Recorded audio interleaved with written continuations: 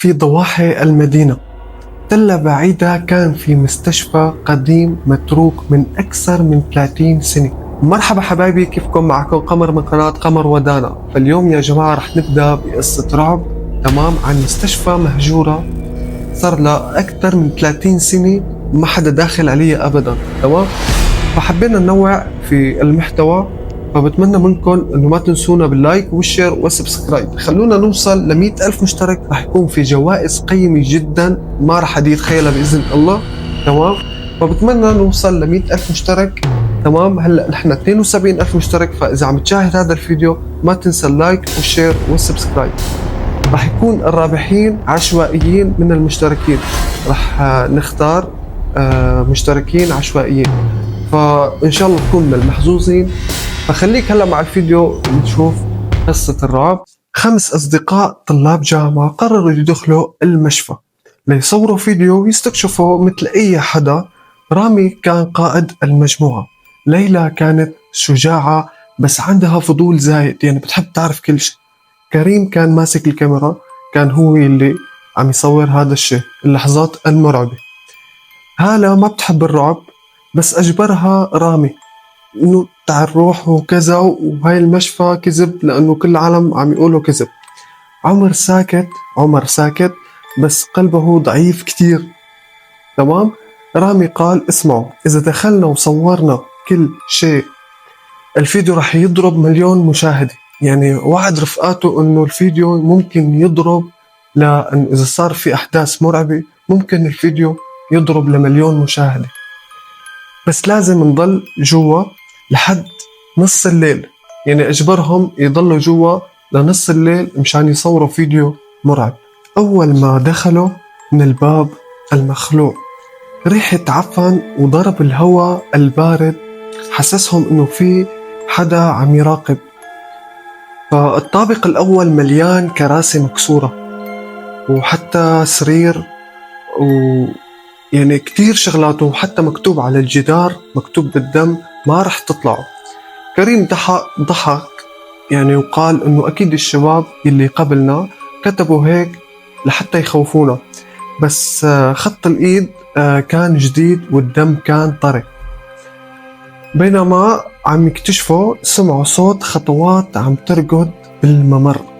ركض رامي ليلحق الصوت بس ما شاف شيء غير باب الغرفة العمليات مفتوح شوي. لما فتح الباب لقى طاولة جراحية وعليها أدوات مصداي، يعني أدوات حديد كذا، إنه أدوات تبوت المشفى.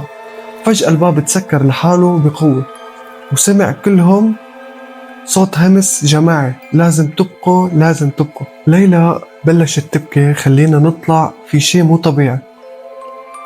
بس لما رجعوا على المدخل ليلى بلشت تبكي، خلينا نطلع في شيء مو طبيعي. بس لما رجعوا على المدخل الباب الرئيسي اختفى كأنه ما كان موجود أصلا. يعني الباب أول شيء دخلوا فيه بس هلأ أبدا. هلا انتبهت على غرفة رقم 13، انه كل الغرف مرقمة الا في وحدة مكتوب عليها 13 باللون الاسود. بس هالة من باب الفضول فتحت الباب، الغرفة فاضي، ما لقيت الا سرير واحد فوقه ملف مبلبل تمام يا جماعة بالدم. كريم قرأ المريض الأخير، لا اسم لا أهل. آخر ملاحظة، شو صار هون؟ ما تخلي، يعني مكتوب ما تخلوه يفيق، مكتوب على الرسالة الملف اللي فوق. وبنفس اللحظة سمعوا صوت تنفس ثقيل جاي من السرير. لما قربوا لقوا الجثة ملفوفة ببطانية قديمة جدا، وفجأة البطانية تحركت. يا جماعة انه تخيل هذا الشيء. تمام، الجثة فجأة قامت ووجه محروق وعيون سوداء وفاضي، ابدا ما في عيون. هالة صرخت وردت بس الجثة اختفت بلحظة وطلع وراها. من الخوف هالة صارت تهرب، بس الجثة عم تلحقها ومسكت لها شعرها وسحبتها على الغرفة. فجأة الباب تسكر من بعد هالة ما انسحبت. تمام، وضلوا يسمعوا رفقاتها صرخات لثواني. وبعدين تمام صار الرعب شيء مخيف يعني صار كتير مرعب وأصوات مرعبة جدا. فهون لثواني صمت تام، أبدا ما في أي صوت. فتحوا الباب الغرفة فاضي ولا أثر لهالة. كريم ضل ماسك الكاميرا رغم الرعب اللي كان فيه، بس فجأة شاف بشاشتها لقطة ما بتشبه الواقع أبدا. بالكاميرا كان ظاهر إنه الممر مليان مرضى بوجوه مشوهة قاعدين على الأرض، عم يطلعوا عليه، فيهم بس بعينهم المجردة الممر فاضي، يعني بس بعيون الأصدقاء الممر فاضي. واحد من الأشباح بالكاميرا رفع راسه وقال بصوت مشوه: شوفونا، صورونا، خلوا العالم يعرف شو صار فينا. الساعة 12 بالليل يا جماعة، فجأة الأنوار كلها اشتعلت لحالها، والمستشفى صار مليان مرضى وأطباء. أشباح عم يعيدوا نفس المشهد، العمليات، صراخ وضرب، والكهرباء عم تطفي وتشعل، والأصدقاء حاولوا يرقدوا بس كل الباب يفتح بيودي لنفس الممر. آخر الشيء ظهر رجل لابس جاكيت طويل، قال: أجيتكم بكامل إرادتكم وهلأ صرتوا جزء مننا. فهون الأصدقاء كتير خافوا، والكاميرا سقطت على الأرض وسجلت آخر صورة لرامي ورفقاته، ومربوطين يا جماعة على كذا سرير، تمام، والأصوات الآلات الجراحية عم تشتغل، يعني مقص كذا شغلات كتير، يعني كل عدة المشفى كانت عم تشتغل، وكل سرير اسم واحد منهم محفور بالدم. تخيلوا يا جماعة، بعد أسبوع الشرطة لقت الكاميرا مرمية قدام باب المستشفى.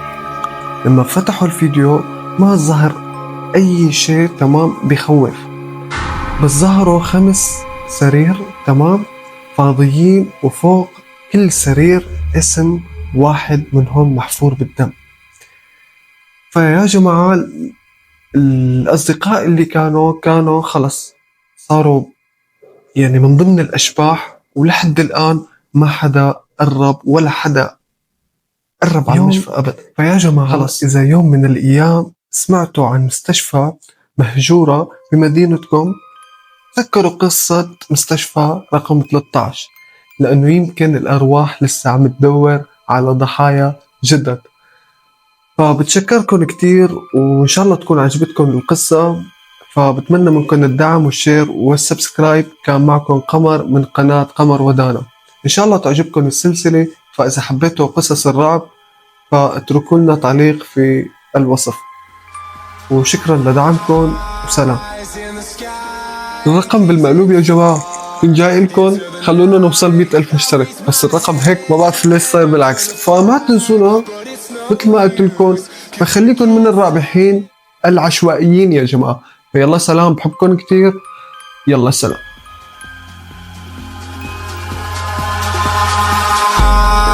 Eyes in the sky, gazing far into the night. I raise my hand to the fire, but it's no use, 'cause you can't stop it from